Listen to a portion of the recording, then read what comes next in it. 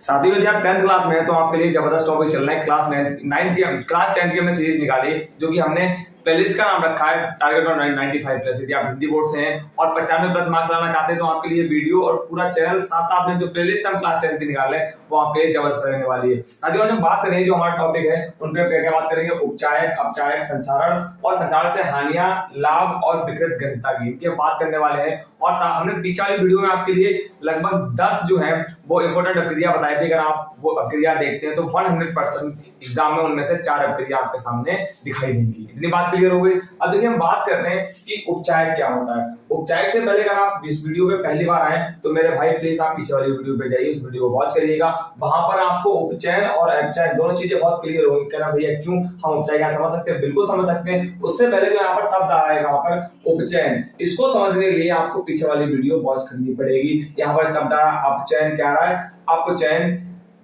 तो आपको क्या करना पड़ेगा, अगर अपचयन को समझना है तो आपको पीछे वाली वीडियो वॉच करनी पड़ेगी। इतनी बात क्लियर होगी। फिर भी कोशिश करेंगे यहाँ पर आपको समझने की। तो देखिए उपचायक क्या है कि जिन पदार्थों की सहायता से उपचयन होता है। उपचयन का मतलब इतना समझ लीजिएगा कि किसी पदार्थ में कोई भी पदार्थ जैसे यहाँ पर ऑक्सीजन दे रखा है और इधर जाकर ऑक्सीजन कॉपर में क्या हुआ, ऑक्सीजन यहाँ पर ऐड हो गया, मतलब ऑक्सीजन की वृद्धि होना। किसकी वृद्धि होना, ऑक्सीजन की वृद्धि होना क्या कहलाता है, आपका उपचयन कहलाता है।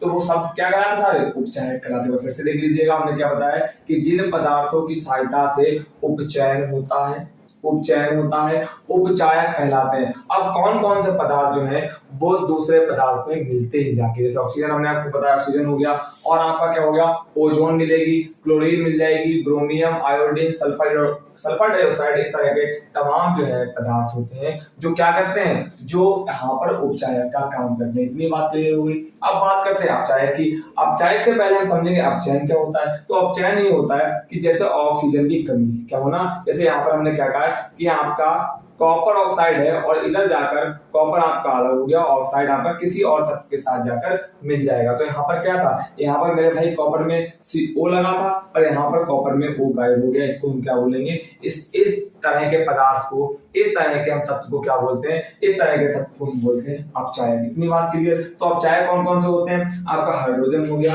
आपका कार्बन हो गया, कार्बन मोनोऑक्साइड हो गया, हाइड्रोजन सल्फेट हो गया और सल्फर डाइऑक्साइड। अब परिभाषा एक बार देख लेते हैं कि जिन पदार्थों की सहायता से अपचयन होता है उन्हें हम क्या कहते हैं, उन्हें हम अपचायक कहते हैं। तो आई होप इतनी बात आपको क्लियर हो गई होगी। आपको उपचायक और अपचायक दोनों चीजें बहुत जबरदस्त तरीके से क्लियर हो गई होंगी।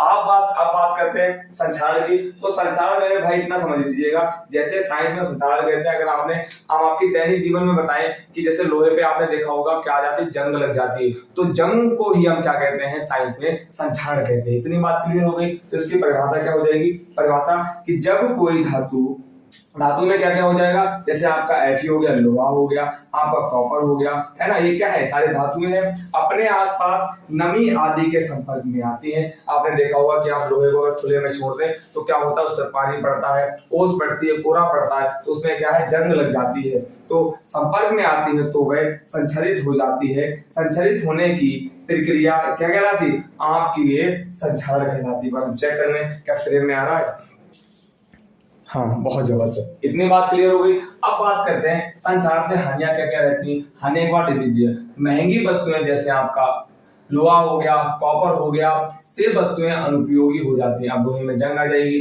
आपको पता लोहा कमजोर हो जाएगा तो वो उपयोग में नहीं रहता है। और क्या क्या होता है, लोहे के जो पुल हैं, जहाज आदि का जो लोहा होता है वो जल्दी गल जाता है। इतनी बात क्लियर हो गई। तो आप हानियों में लिख सकते हैं। बात करते हैं संचारण की। संचारण के से बचाव के उपाय क्या है, उपाय क्या क्या होंगे, हम उस पर पेड़ लगाकर संचारण कम कर सकते हैं, ग्रीस लगाकर संचारण कम कर सकते हैं। तीनीकरण क्या वो समझ लीजिएगा, जैसे हम कोई भी हमने एलिमेंट बनवाया है या कुछ भी बनवाया, उस पर हम क्या करेंगे, टीन की एक परत चढ़वा देंगे जिससे उस पर आपका जो है जंग नहीं लगेगी। अब बात करते हैं प्रक्रिया होती है गलवनीकरण की, ये आप करवा सकते हैं, लंबे समय तक जो आपका संचरण से बची रहेगी। अब बात करते हैं विकृत गंधता की। वो क्या होती है कि प्रत्येक खाद्य पदार्थ का एक विशिष्ट स्वाद एवं गंध होती है। यहाँ विशेष स्वाद एवं गंध खराब होने को हम क्या कहते हैं, विकृत गंधता कहते हैं। जैसे आपने देखा होगा कि आपने खटाई रखी, आपके घर में खटाई रखी जाती है, अब कुछ दिनों बाद उसमें बदबू आने लगती है, महक आने लगती है तो उसको कैसे बचाव करेंगे, उसी को हम क्या कहते हैं, उसी को हम विकृत गंधिता कहते हैं। उसका स्वाद भी चेंज हो जाता है और उसमें महक भी आने लगती है। उसके लिए हम क्या करते हैं, उसमें ज्यादा तेल डालते हैं। ये इसके क्या हो जाएंगे, ये इसके हो जाएंगे बचाव। हम किस तरह से बचाव कर सकते हैं। इसके अलावा आपको कोई भी कंफ्यूजन हो, कोई भी डाउट हो तो हमें कमेंट में जरूर से बताएं कि भैया हमें डाउट है। हम आपका डाउट दूर करने की पूरी कोशिश करेंगे। और हमारे चैनल को सब्सक्राइब कर लीजिएगा क्योंकि आने वाले वक्त में आपको क्लास 10 के तमाम इस तरह की वीडियो मिलती रहेगी। साथ साथ में हमारे टेलीग्राम चैनल को ज्वाइन कर लीजिएगा, इससे आने वाले वक्त में आपको वहां पर मैराथन्स देखने को मिलेगी और प्रीवियस ईयर क्वेश्चंस भी देखने को वहां पर मिल जाएंगे। Thank you very much.